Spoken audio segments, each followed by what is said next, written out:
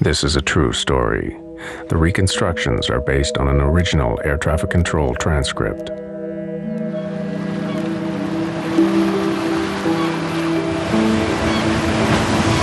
1998, off Canada's east coast, a modern passenger jet, run by one of the world's best airlines, catches fire at 33,000 feet.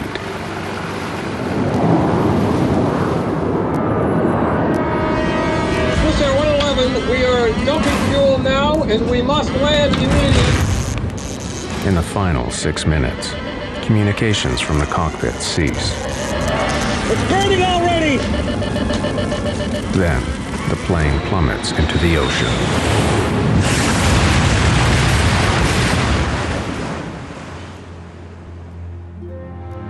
229 people are dead. What caused the fire is a mystery. Many of the vessels reported to the Canadian Navy vessels standing by on scene that they were finding bodies and making repeated requests for more body bags and get the bodies that were... Now, after one of the largest investigations in aviation history, the complete story behind the loss of Swissair Flight 111 can finally be told. It's a wake-up call for the entire airline industry to ensure that what happened aboard Swissair would never happen again.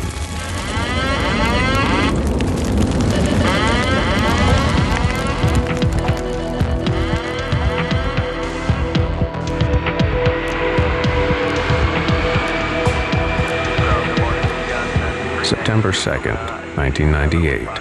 Swissair Flight 111 prepares to depart New York's JFK International Airport en route to Geneva, Switzerland. The aircraft is a McDonnell Douglas 11, or MD-11, a model first developed in 1986 as a highly automated, modern improvement on the antiquated DC-10. It is considered one of the most reliable large passenger jets in the skies, and Swissair pilots are among the world's best trained. Okay, after start checklist. Engine anti-ice?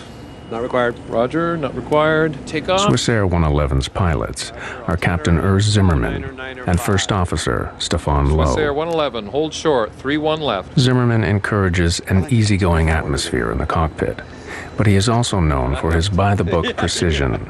When not flying, he trains new pilots for Switzerland's national airline. Flaps and slats. Flaps set 15 degrees. Set at 15.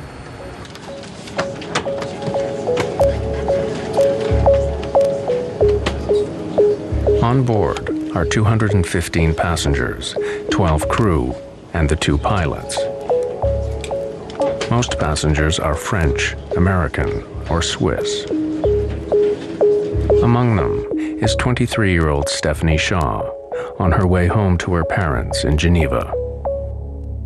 Stephanie was blessed in many ways. She was physically very attractive. She was an intelligent girl. The reason she went to New York was that she had been invited to become a member of the World Economic Forum, which is based in Geneva, and she wanted to have this trip before she joined. She was a darling, an absolute darling.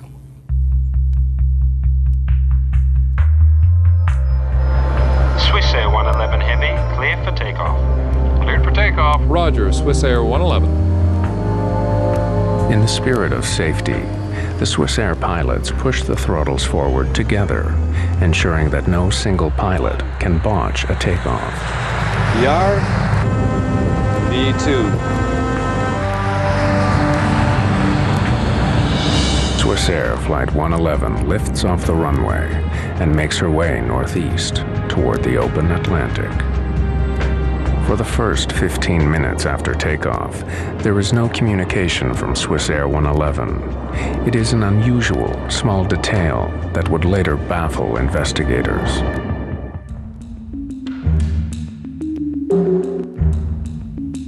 Atlantic air traffic is handled by a remote center in Moncton, New Brunswick, Canada.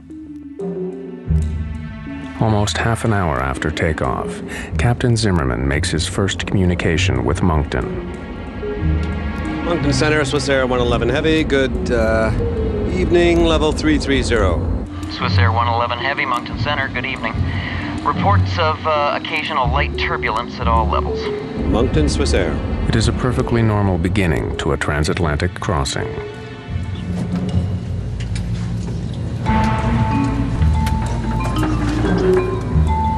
In first class, Swissair passengers are among the first in the world to have a personalized in-flight entertainment network.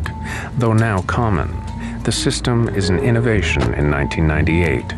Passengers can choose their own movie, browse the internet, and gamble.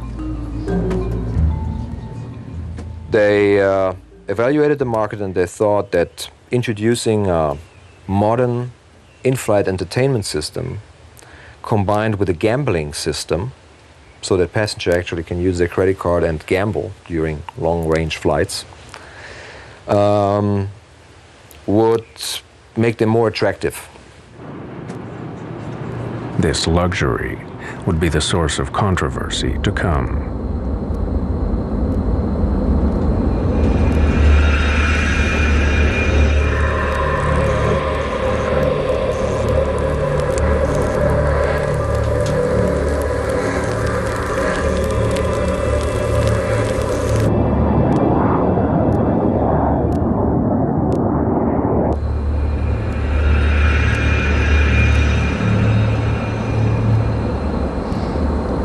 Smell something?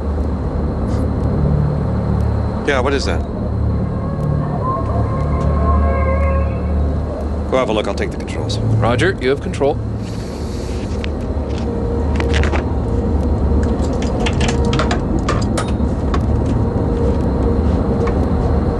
First Officer Lowe investigates the area near the air conditioner vent.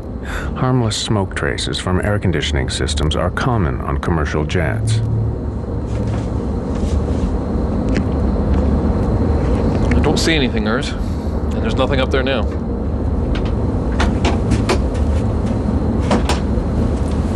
You hailed for me, Captain? Stefan and I were sure we smelled smoke a few seconds ago. Can you smell anything? I smell it too, yeah. Could you smell it in the cabin before you came in? No, definitely not. They agree the air conditioner is the likely culprit. Can't see it or smell it anymore. Air conditioning, is it? Yeah. Please close it, thanks.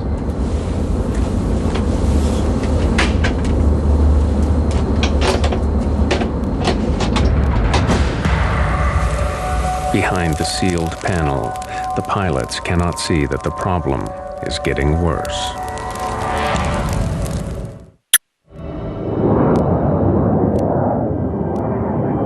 Less than 45 seconds after smoke disappeared in the cockpit of Swissair 111, it's back.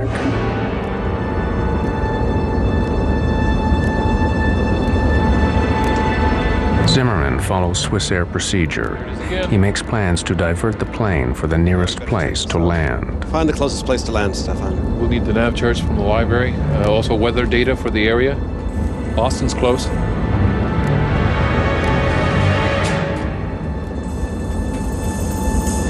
It's not doing well at all up there. Zimmerman radios air traffic control in Moncton, New Brunswick. Moncton Center, Swissair 111 Heavy, good evening. United 920 Heavy, Moncton Center. The controller exchanges information with another aircraft before responding to Swissair. Other aircraft calling, say again. Swissair 111 Heavy is declaring pan. We have smoke in the cockpit.